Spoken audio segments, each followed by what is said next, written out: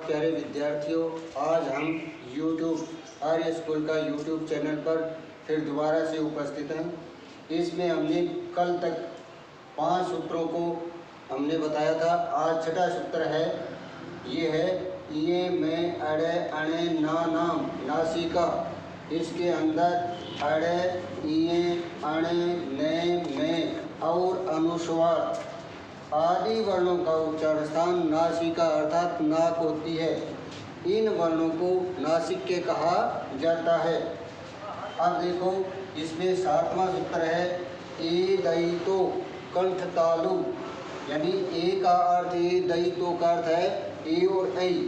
ये 2 वर्ण हैं। इन दोनों वर्णों का उच्चारण स्थान कंठ और तालु, यानी दोनों का अर्थ यहाँ पर दिया गया है वो इस प्रकार से ए और ऐ। ये 2 वर्ण कंठ और तालु मिलकर ही बोले जाते हैं। इन वर्णों को कंठ तालव्य कहा जाता है क्योंकि इनका मिश्रित रूप है, दोनों मिलकर ही इन वर्णों का उच्चारण करते हैं। इसके बाद में 8वां है ओ दौतो कंठोष्ठम। अब देखो, इसके अंदर ओ औ इन दोनों वर्णों का उच्चारण स्थान कंठ और होठ दोनों मिलकर ही करते हैं, इसलिए इनको कहा जाता है कि ओ औ इन दोनों वर्णों का उच्चारण स्थान कंठोष्ठ में होता है। इन वर्णों को कंठोष्ठ कहा जाता है। क्या कहा जाता है? इन वर्णों को कंठोष्ठ कहा जाता है। अब नंबर 9 सूत्र है वैकारस्य दंतोष्ठम, यानी वै वर्ण का उच्चारण स्थान दांत और होठ होते हैं। अब देखो, वैकारस्य दंतोष्ठम, वै वर्ण का उच्चारण स्थान दंतोष्ठ यानी दांत और होठ दोनों मिलकर होते हैं। इस वर्ण को दंतोष्ठ कहा जाता है। क्या कहा जाता है? दंतोष्ठ। नंबर 10 है सूत्र जीवामूलम मूलस्य जीवामूलम, जीवामूलस्य जीवामूलम। इसके अंदर अर्ध विसर्ग, ये जो चंद्र बिंदु है आगे क के लगाया हुआ है, ख के आगे लगाया हुआ है, इसको कहते हैं अर्ध विसर्ग। अर्ध विसर्ग क और ख, इन वर्णों का उच्चारण स्थान जीवा यानी जीव होती है। इन वर्णों को जीवा मूल्य कहा जाता है। क्या कहा जाता है? जीवा मूल्य कहा जाता है।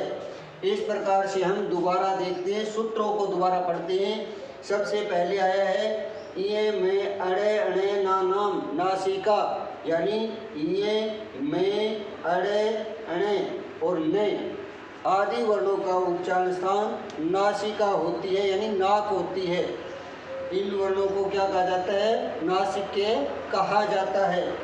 दूसरा सूत्र हमने पढ़ा था पहले, ए दयितो कंठ तालु, यानी ए और ऐ का उच्चारण स्थान कंठ और तालु होता है। इन वर्णों को क्या कहा जाता है? कंठ तालव्य कहा जाता है। नंबर 8 है ओ दौतो। ओ दौतो का अर्थ होता है कंठोष्ठम। अब देखो, ओ औ और औ का वर्णों का उच्चारण स्थान कंठ और होठ होते हैं, यानी दोनों मिलकर ही इसको उच्चारित करते हैं। इन वर्णों को क्या कहा जाता है? कंठोष्ठ कहा जाता है।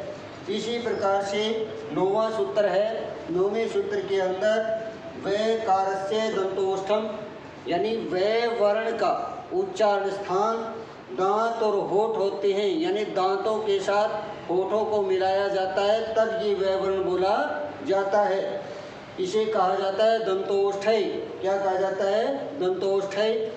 इसके बाद में 10वां है सूत्र जीवामूलस्य जीवामूलम।